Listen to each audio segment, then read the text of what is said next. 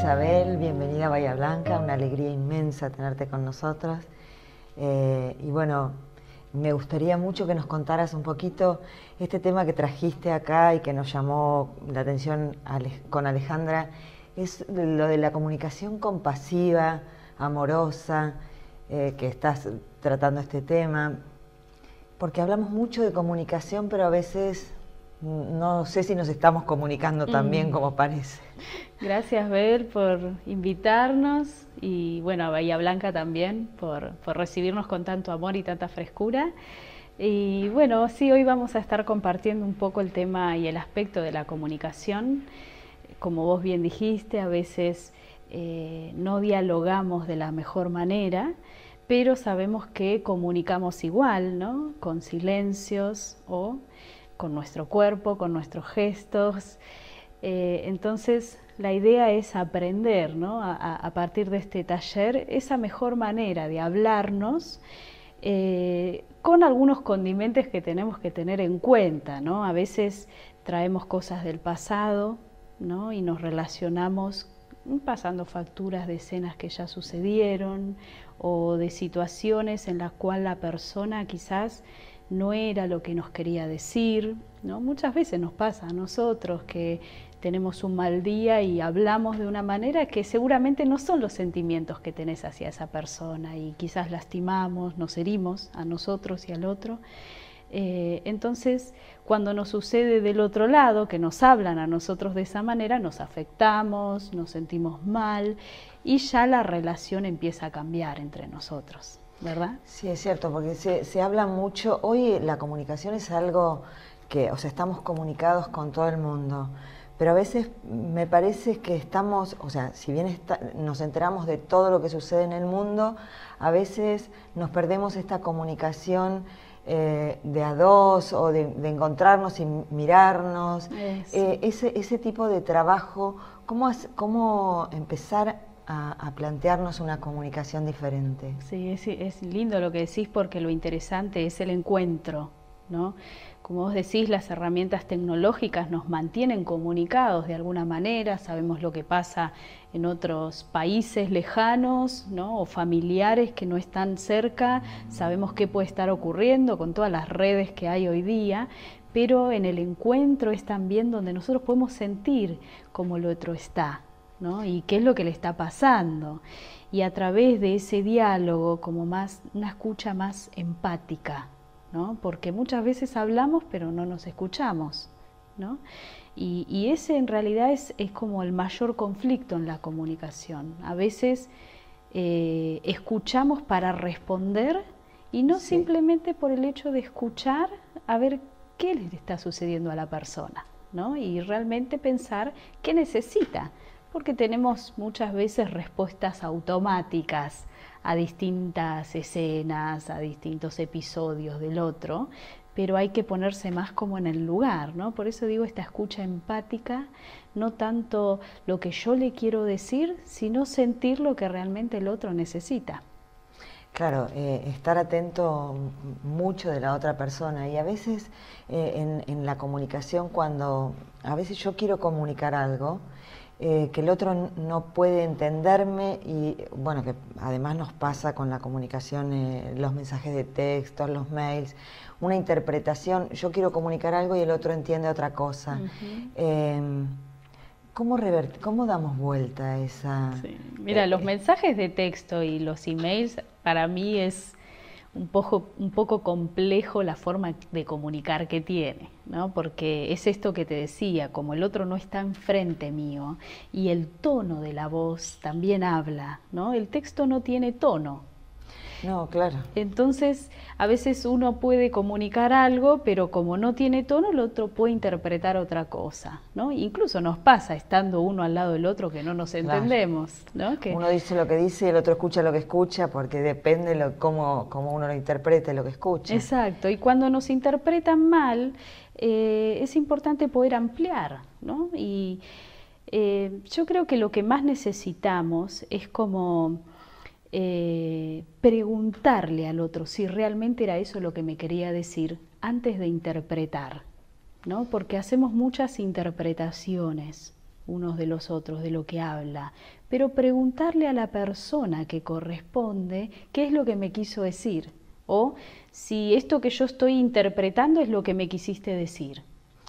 Claro, porque a veces hacemos mucha suposición de acuerdo a lo que interpretamos. Exacto, y desde ese pasado también.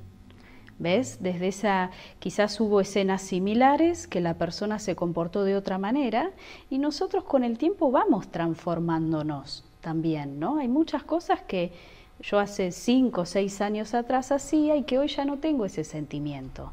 Y quizás los otros nos siguen viendo de esa manera, ¿no? Entonces, a veces interpretamos en base al pasado de la persona, pero no al estado actual. Entonces, preguntarle cuál es su intención en eso que está diciendo, cuál es su intención.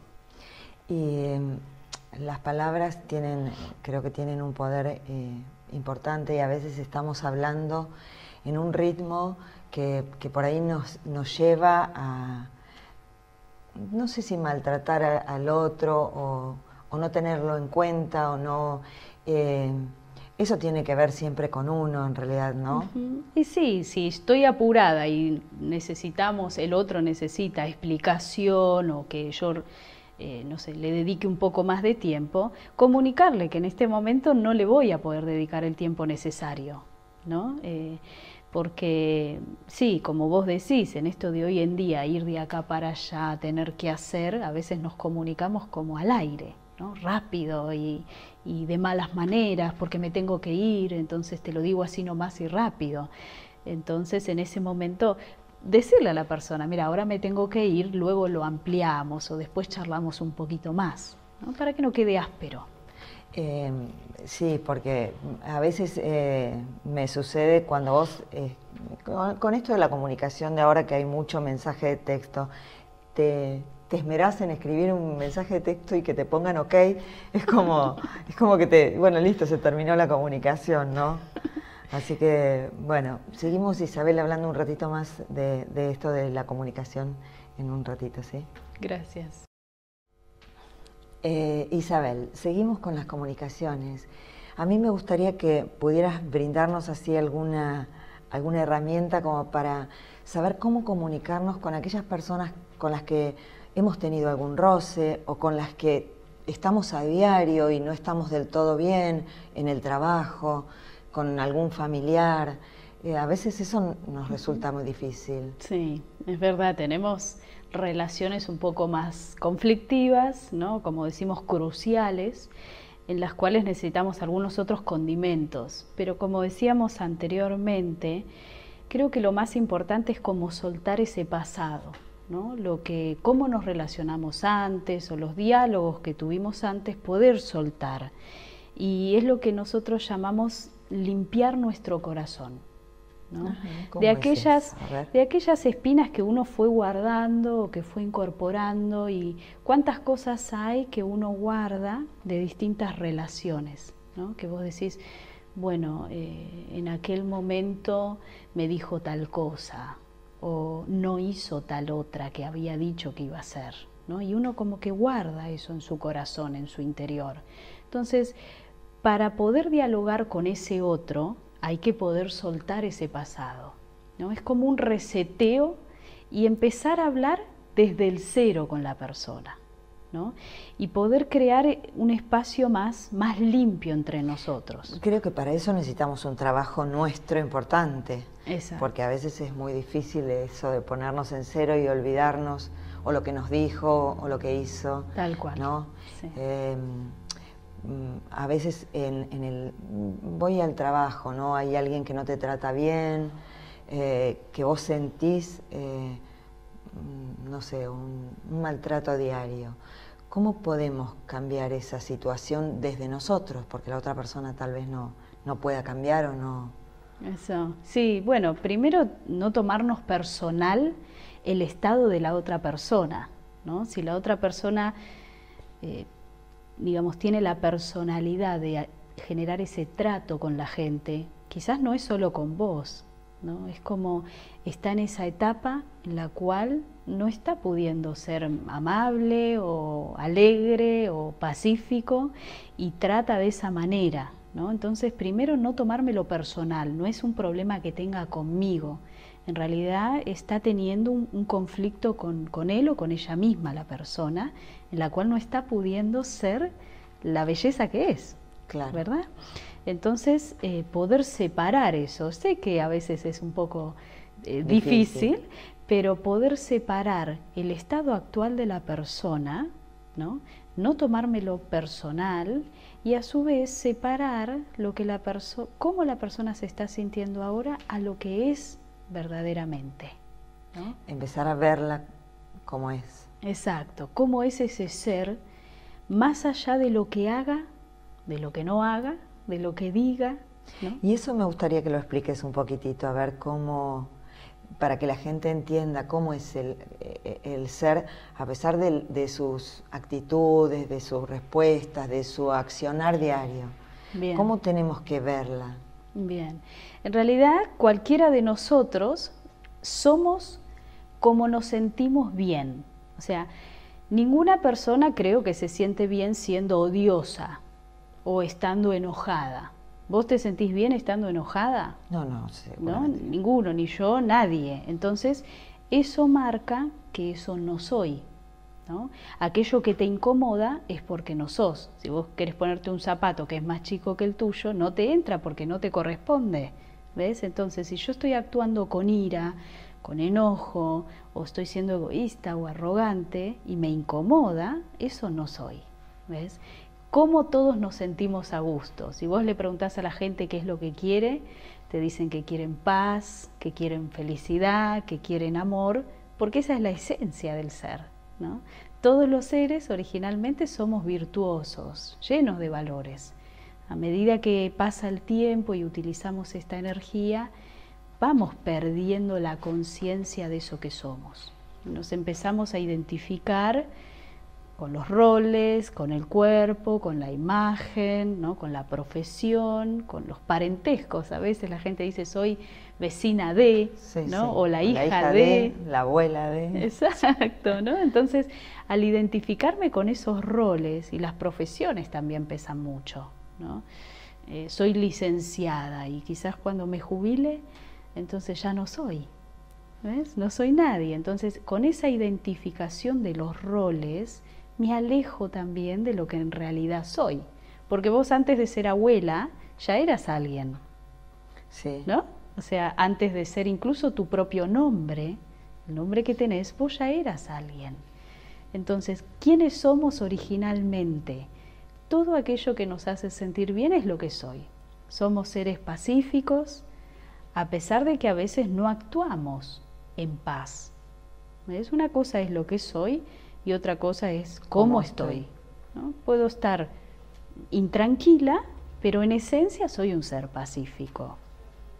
Puedo estar nerviosa, pero en esencia soy un ser poderoso, ¿ves? Y tenemos algunas virtudes madres, ¿no?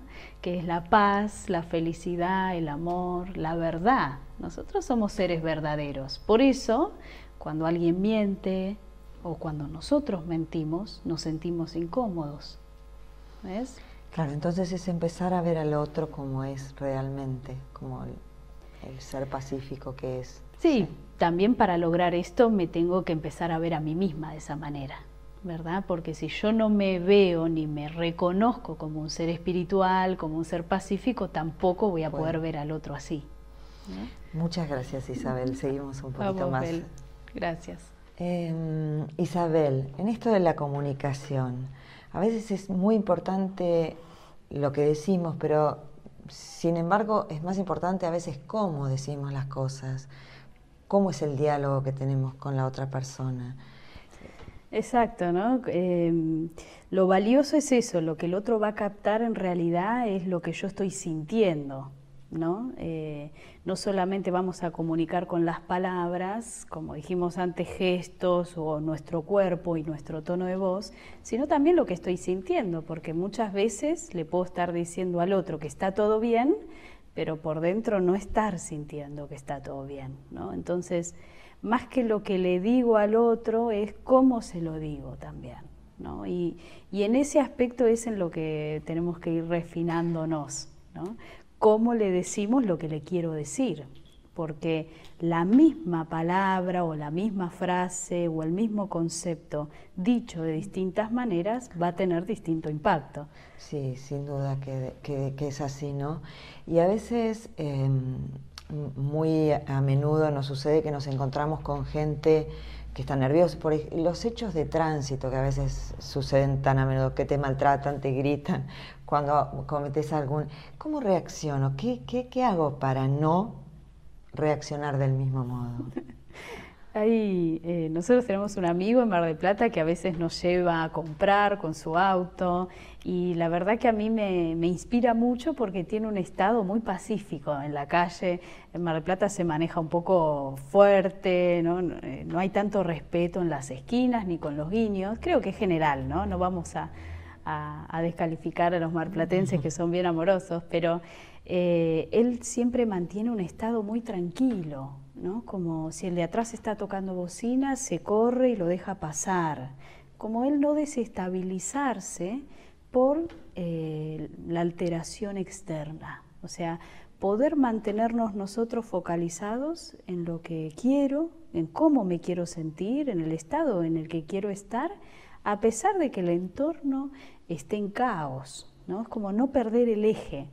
Para eso es importante que a diario nosotros estemos logrando, por ejemplo, gracias a la meditación, estar centrado, ¿no? Focalizarme en quién quiero ser, cómo quiero estar, cómo me quiero sentir, ¿no? Si yo practico en la meditación a través de esta conciencia, ¿no? Pensamientos positivos, inspiradores, benevolentes, voy a estar más o menos en la línea, ¿no? y tratando de que todo ese entorno no me desestabilice. Y a su vez, a veces también nos tomamos como muy personal las cosas, ¿no? En realidad, yo siempre digo en este taller que hoy vamos a brindar acá en Bahía Blanca, la palabra me es el mayor conflicto, ¿no? Me dijo, sí, o me hizo. En realidad la otra persona dijo algo, hizo algo en base a cómo esa persona se siente. ¿Ves? Entonces, si yo eso que el otro siente o en el estado en el que el otro está, me lo tomo personal y me dijo a mí tal cosa, ¿ves? Es como ya me siento insultada, pero en realidad es como la otra persona está viviendo la escena que reacciona de esa manera. Claro, en realidad lo que dijo el otro es más del otro que lo que te dice a vos, es cierto eso. Uh-huh. O sea que el trabajito siempre es muy personal, entonces. Exacto, siempre tengo que chequear mi cuenta a lo largo del día, ¿no?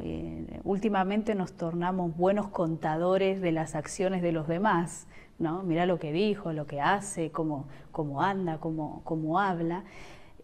Pero a lo largo del día lo que va a pesar en realidad en mi conciencia y en mi corazón es lo que yo hice, ¿no? Entonces es importante que volvamos a tener esta práctica de ir hacia casa, ¿no? De ir hacia adentro y revisar en realidad que aquello que estoy sintiendo depende de lo que yo estoy haciendo.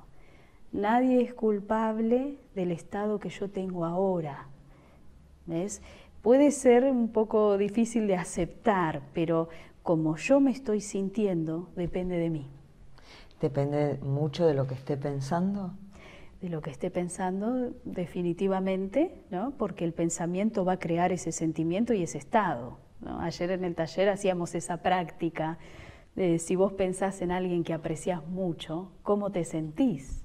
¿No? ¿Qué emociones emergen? ¿Qué sentimientos? ¿Ves? Amor, alegría, entusiasmo, energía, ¿ves? Entonces aquello que estoy pensando va a crear un estado en mí.